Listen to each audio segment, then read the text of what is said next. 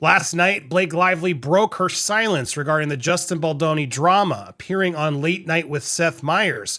We got the clips, but I hope you're sitting down. A hero for all women. And it's pretty frustrating how Seth and just Hollywood in general seems to be accepting it. It'd be kind of like Harvey Weinstein showing up on a late night show after the accusations, and everyone is applauding him. Going, you know, these women are just. It's tough. It's been tough, but you can't believe everything you hear, you know.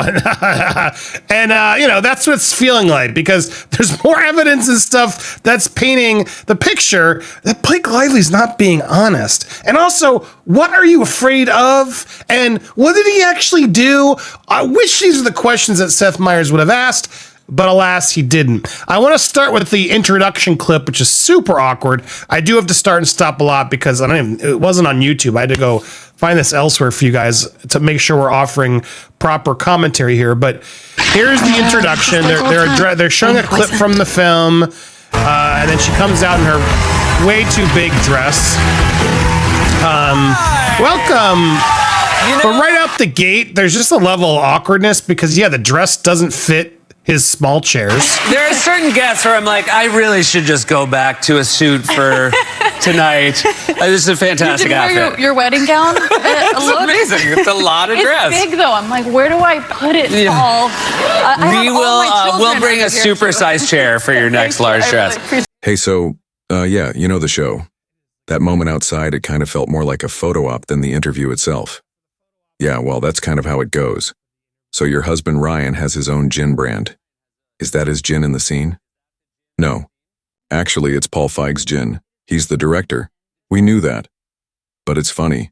Seth jumped right in like, you didn't get your product placement in this time. And then he makes a joke that the director managed to get his gin.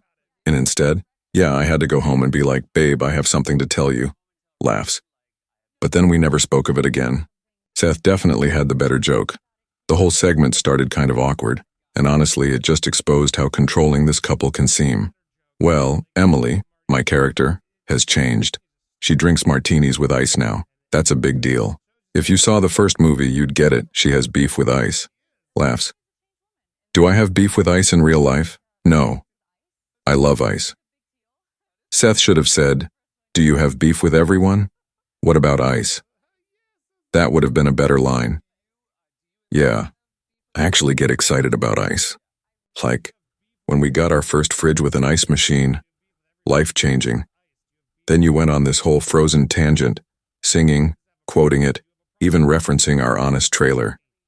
Yeah, we were singing the ice-making song from the beginning of Frozen. I'm proud of that. So eventually the conversation shifted to your daughters. Do they ever criticize your outfits? Oh, all the time.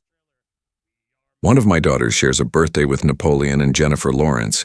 Imagine a mashup of those two. That's her. Wait, is that how birthdays work? Just blend personalities. I mean, who knows? You brought it up. I heard someone say once, if your son texts you, Mom, I'm on a date and she wants to know my star sign, and you reply, run, that's solid advice. Laughs. I'm afraid to know too much about star signs now. It's weird though. It's hard to watch you now without feeling like it's also staged. Well, I've had a rough year. But my kids are my lifeline. No matter what's happening, I have to be like Disneyland every day for them. That was clearly the opening line to set up the next part. Seth knew it. The whole thing felt pre-rehearsed. I mean, they are my escape. They don't read the news, they love me unconditionally. But then it turns into, ugh, it's so hard. I have to pretend to be happy, Mom. I have to go to Disneyland and smile. It came off like she was begging for empathy. Being Blake Lively is hard, guys, but the lawsuit says otherwise, that you're so distressed you can't go, outside that your kids are affected. Yet here you are doing press, making jokes, flying to premieres. So which is it? Because what I'm hearing and what I'm seeing don't match up. You're working, you're getting publicity, and the sympathy card feels a bit forced.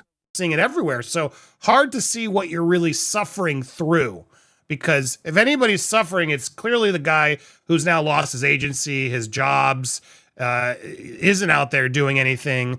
That's the one who's clearly losing things based on your ridiculous accusations. It's like, it's the best. I mean, it's chaos, but it's yeah. Yeah. I mean, Yeah, You mentioned you had an intense year. I'm maybe not as totally informed about it as other people.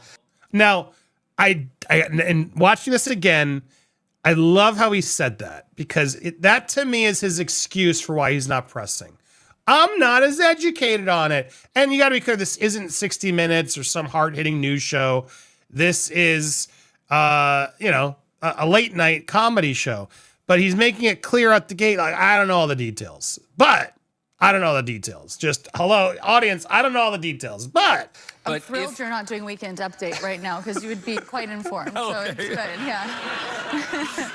But were I to ask you about it, the reality is he is. The beginning of his show, A Closer Look, he talks about all sorts of entertainment stories, everything. Of course he knows. He's just saying that, Blake, to get away with being nice to you.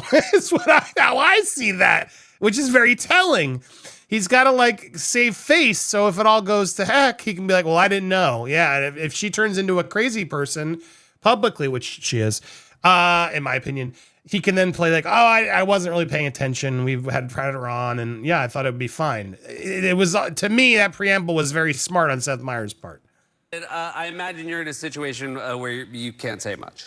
Yeah, I mean, what I can She can say whatever she wants. She can say whatever she wants. say without going too into it is that this year has been full of the highest highs and the lowest lows of my life. And I see so many women around afraid to speak, especially right now, afraid to share their experiences. And fear is by design. It's what keeps us silent. But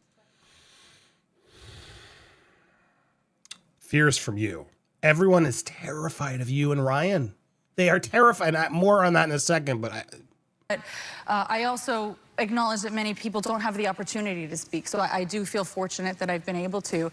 And it's the women who have had the ability to use their voice that's kept me strong and helped me in my belief and my fight for the world to be safer for women and girls. It's a pretty simple thing, but men, you're screwed. Men, you're not going to be safe. Nothing. Thank you. It's true. Plus sign came up.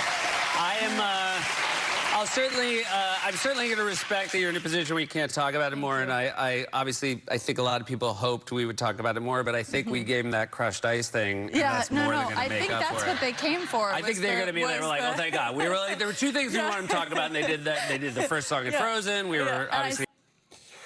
And then he did it. The last thing I'll show you is sort of as they exited, you can see her like, thank you so much. Like, thank you for following this story. Watch this.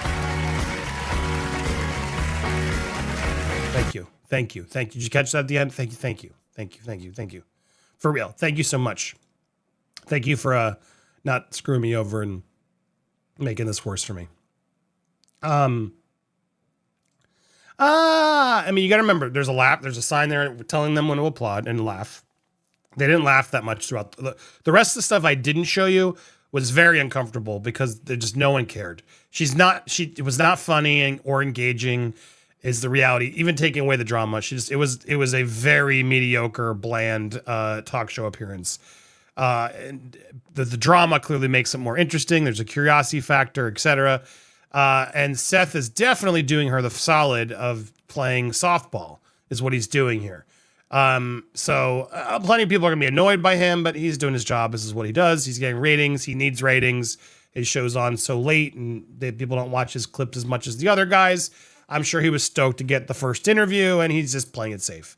So that's the Seth side of it. From the Blake side, this idea that she's now being silenced, that she's the voice for all women, that infuriates me. The fact that she's now trying to become the poster child for standing up to what? You had all the control in that set. And I'll tell you, the reason I'm getting more frustrated by this story is I'm speaking to people who were there. I'm speaking to people there. I'm trying to get journalists this weekend. I'm going to New York this weekend to shoot the crew. I'm literally up at 3 a.m. taping this before I go to the airport because I wanted to bring the story to you. And I will tell you this as I wrap this up. I literally have had journalists at publications tell me, I don't want to comment on this. They're too litigious. As in Blake and Ryan. Blake and Ryan have instilled fear across this whole industry and are making everyone afraid. Streaming companies that were interested in our film, when they learn that we're not like not going to be like super forgiving and kind to Ryan and Blake, but actually tell the truth. Well, we definitely don't want to upset Ryan. That's literally the climate in the industry right now. I'm not exaggerating. People are scared to say anything critical about them. That fear, combined with a relentless PR machine and people, like Seth Meyers still clapping along, has kept them up on this pedestal. They're being presented as heroes, and that image is being force-fed to the public. Believe me, the message is, don't question it. Don't look at the details. Just trust me because I'm the woman and that guy's a creep. No evidence needed. And even if the truth eventually falls apart, or they quietly settle behind the scenes, it won't matter. Because the optics have already done their job. She keeps showing up as the symbol of all women, a constant, curated image of victimhood, and that's not okay with me. That's exactly why we're making this documentary, to offer a reality check and preserve the full story. We want to create something that stands the test of time. You can be a part of that. Head over to the story and I'll drop the link below. You can pick up the Enzo Justice Pack, become an investor, and even get your name in the film. Or support us on Patreon. I'll link the Patreon and store through my link tree. Just click through and choose how you want to get involved. If you haven't already, please subscribe to the channel and hit the bell for alerts. We're covering other stories too, but this one matters. As long as the lawsuit is active, we need to stick to the facts. Stay focused on justice. Stay focused on the truth. And that interview with Blake?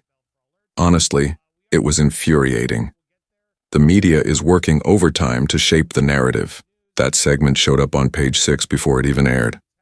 That tells you everything. It came from Seth's team, or more likely, Blake's PR side. Someone there wanted to make sure the story was controlled before it even reached the public. This is a full-scale campaign to protect their brand while claiming victim status. And frankly, it's despicable. Let me know what you think in the comments.